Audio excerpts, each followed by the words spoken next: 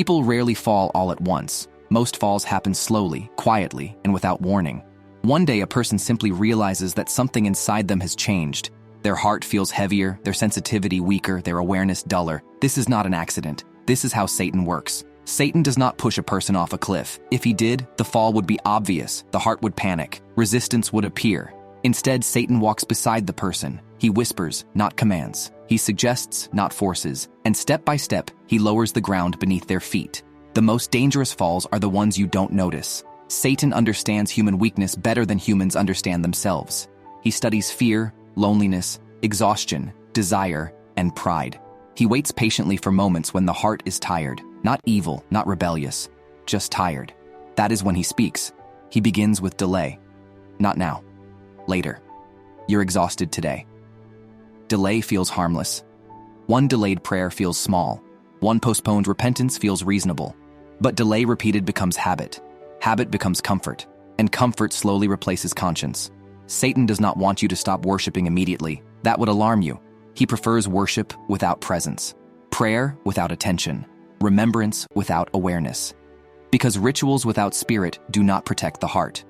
Another early step in Satan's plan is minimizing wrongdoing. That's not such a big sin.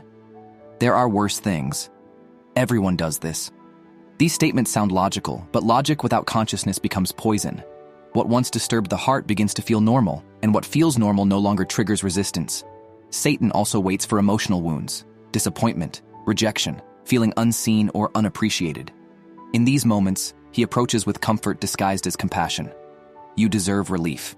You've suffered enough. Wrong choices begin to feel like self-care. Satan never introduces darkness directly. He dims the light slowly. Another method is distraction. Constant noise, endless scrolling, unnecessary debates, anything that prevents silence, because silence exposes the heart. And Satan fears a heart that listens. He also uses comparison. Look at others. They're worse and happier. Being good hasn't helped you. Comparison weakens trust in divine wisdom, and weakened trust opens the door to resentment. Resentment is fertile ground for falling. One of Satan's most effective weapons is justification. He does not say, do wrong. He says, you're justified. Justification silences guilt, and guilt silenced too often disappears. Another sign of gradual falling is loss of urgency. Repentance can wait, change can wait, reflection can wait. Later becomes a lifestyle, and slowly, without realizing it, the heart becomes less responsive. Verses that once shook it now pass quietly. Reminders that once mattered now feel repetitive. This numbness is not neutrality, it is dissent. Satan's greatest success is not leading people into open disbelief. It is keeping believers spiritually asleep.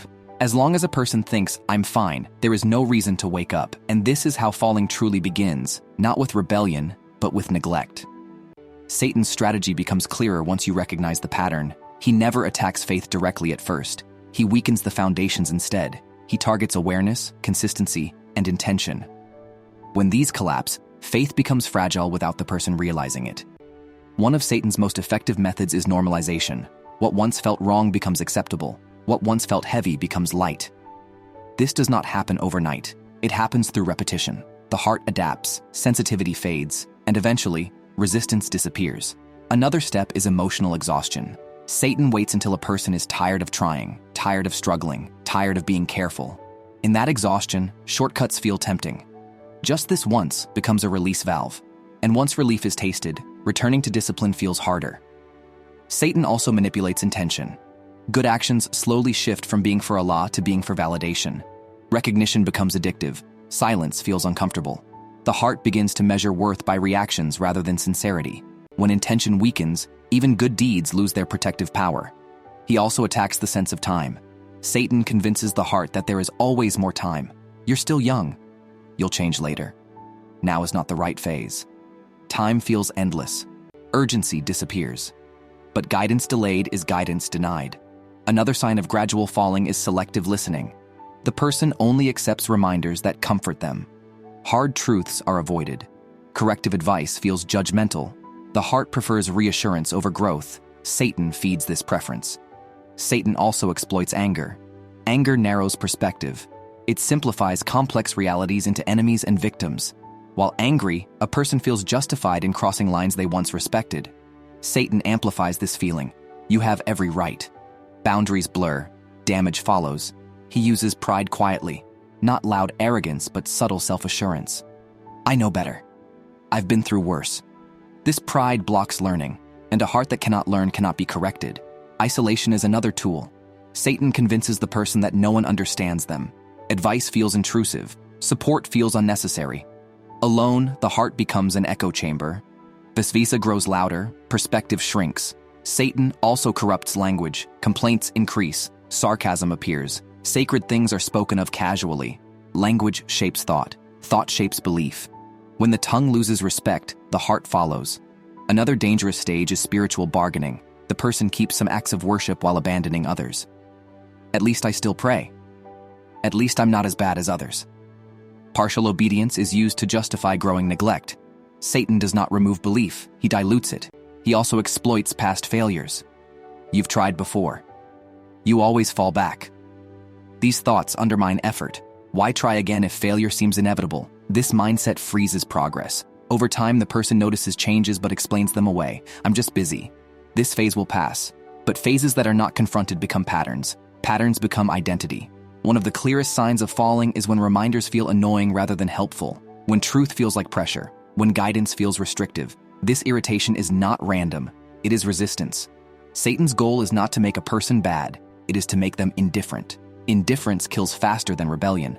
Because rebellion can be confronted, indifference hides. Another sign appears in priorities. Convenience begins to outweigh conscience. Ease outweighs integrity. What feels good now matters more than what is right long-term. Satan also twists mercy. Allah is forgiving becomes an excuse rather than motivation. Hope without responsibility replaces hope with effort. Balance disappears. Eventually, the heart becomes used to distance. Not angry, not sad, just numb. And numbness is the most dangerous state of all, because the heart no longer signals danger. At this point, Satan doesn't need to push anymore. The person walks on their own. Falling does not end in darkness suddenly. It ends when awareness disappears. As long as a person can still feel discomfort, still question themselves, still feel the weight of neglect, there is hope. Because discomfort is a signal. It is the heart saying, something is wrong. Satan's greatest fear is not strength, it is awareness. The moment a person pauses and asks, how did I get here? The descent slows. The moment a person admits, I am not where I should be, the fall begins to reverse. Satan loses power the moment honesty appears. The way back does not begin with dramatic change. It begins with attention. Attention to prayer, attention to intention, attention to small choices. Satan pulls people down through small neglects. Allah lifts people up through small consistency. One sincere prayer is stronger than 1,000 delayed intentions. One honest moment of repentance is stronger than months of regret without action. Another key to recovery is restoring silence. Silence breaks the noise Satan depends on. In silence, the heart speaks. In silence, truth becomes uncomfortable, but clear. Satan thrives in distraction. Allah calls in stillness. Rebuilding sensitivity is essential. Choose to feel again. Allow verses to challenge you. Allow reminders to disturb your comfort. Discomfort that leads to correction is mercy. Another crucial step is rebuilding humility. Admit weakness without shame. Weakness is not failure. Refusing to acknowledge weakness is. Satan convinces people that admitting weakness makes them smaller. In reality, it makes them reachable. Protection also comes through consistency, not intensity, not sudden transformation. Small acts done daily rebuild the heart. A short prayer on time, a moment of remembrance, a conscious pause before a choice. These acts form barriers Satan struggles to cross. One of the strongest shields is returning to repentance without negotiating with despair. Do not wait to feel worthy. Worthiness is not the condition for returning. Need is. Allah does not ask, how many times did you fall? Allah asks, did you return? Satan loses when a person returns, again and again. It is also important to reconnect with reminders that are honest, not entertaining. Truth does not always feel good, but it heals. Choose voices that challenge you, not ones that justify you. Watch what you normalize. Watch what you excuse. Watch what no longer bothers you, because what no longer bothers you is shaping you. The fall stops when responsibility returns, not blame, not guilt. Responsibility says, I allowed this, and responsibility says, I can change this. Allah never abandons a servant who takes responsibility for their heart. Satan's path is gradual. So is recovery.